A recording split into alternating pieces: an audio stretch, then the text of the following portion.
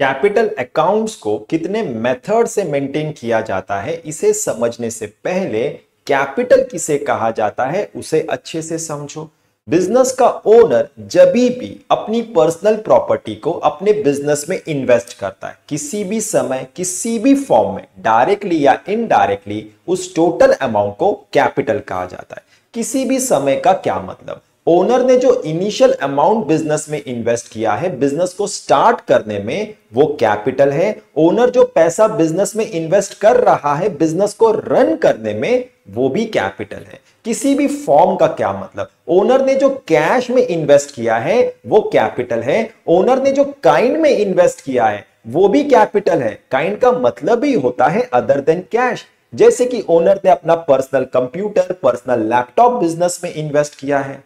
Directly और indirectly का क्या मतलब है? ओनर के घर से जो पैसा बिजनेस में इन्वेस्ट हुआ है उसे डायरेक्ट कैपिटल कहा जाता है। ओनर के पर्सनल बैंक अकाउंट से बिजनेस बैंक अकाउंट में जो पैसा ट्रांसफर हुआ है उसे इनडायरेक्ट कैपिटल कहा जाता है। यह समझ में आ गया? तो चलो अब समझते हैं कि यहां पर कैपिटल के बारे में क्या लिखा है और कितने मेथड से कैपिटल अकाउंट को मेंटेन किया जाता है। तो यहां पर लिखा है amount in cash that is money और in kind that is money's worth. देखो, मनीज वर्थ का सिंपल मतलब होता है मनी को छोड़कर कोई भी ऐसी चीज जिसकी कोई मनी वैल्यू है उसी को मनीज वर्थ कहा जाता है। यह समझ में आ गया? तो यहां पर लिखा है अमाउंट इन कैश और in kind brought in by the partners to manage business activities is called capital. यह समझ में आ गया? पार्टनर्स जो मनी और मनीज वर्थ बिजनेस में लेकर आते हैं बिजनेस एक्टिविटीज को मैनेज करने के लिए, उसी को कैपिटल कहा जाता है। यह समझ में आ गया? आगे क्या लिखा है?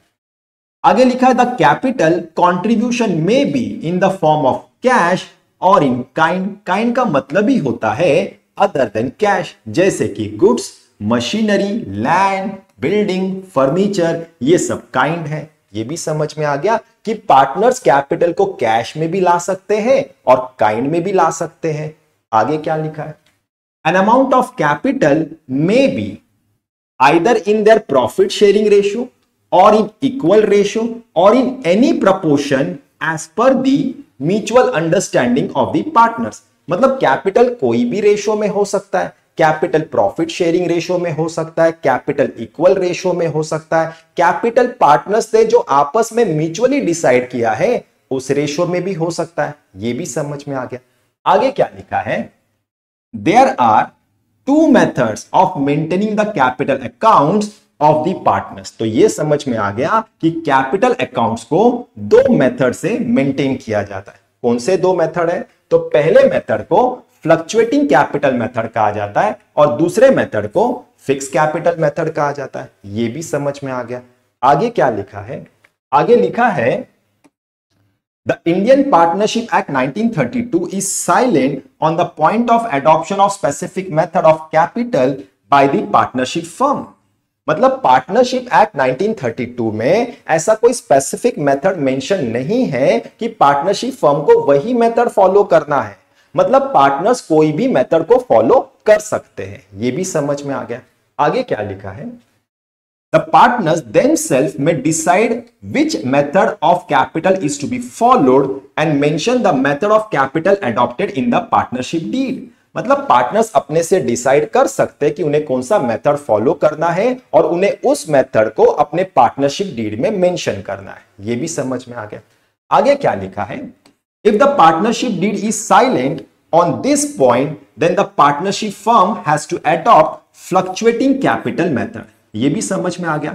मतलब अगर पार्टनर्स ने पार्टनरशिप डीड में मेथड मेंशन नहीं किया है तो फिर पार्टनरशिप फर्म को फ्लक्चुएटिंग कैपिटल मेथड को फॉलो करना है। ये भी समझ में आ गया? तो यहां पर आपने सबसे पहले कैपिटल किसे कहा जाता है वो समझा, फिर आपने समझा कि कैपिटल को कैश में भी लाया जा सकता है और कैपिटल को काइंड में भी लाया जा सकता है, फिर आपने समझा कि कैपिटल कोई भी रेशो में हो सकता है, फिर आपने समझा कि कैपिटल अकाउंट्स को दो मेथड से मेंटेन किया जाता है, जिसमें पहला मेथड है फ्लक्चुएटिंग कैपिटल मेथड और दूसरा है फिक्स कैपिटल मेथड। फिर आपने समझा कि पार्टनरशिप एक्ट 1932 में ऐसा कोई स्पेसिफिक मेथड मेंशन नहीं है कि पार्टनरशिप फर्म को वही मेथड फॉलो करना है।